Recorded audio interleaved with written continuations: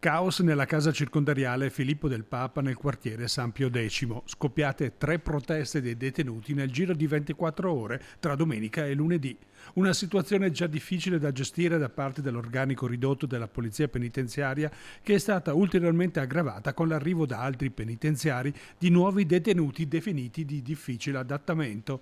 Per questo è stato fondamentale l'arrivo del nucleo di rinforzo di pronto intervento da Padova per riportare la calma nel penitenziario Berico.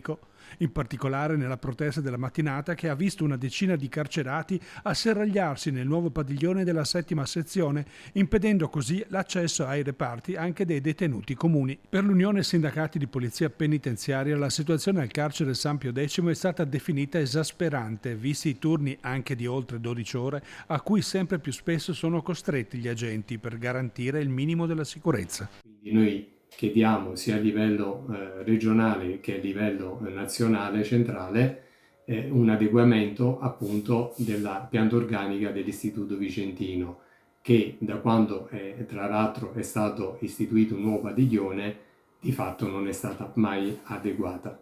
Quindi un plauso continuo agli uomini e alle donne della Polizia Penitenziaria presso l'Istituto Vicentino, che di fatto operano sotto organico e con turni di lavoro di estrema difficoltà, con ore di straordinario sproporzionato, e chiediamo appunto, ribadiamo ai vertici dell'amministrazione che verifichi quando di fatto è accaduto e quando di consuetudine accade presso l'Istituto Vicentino.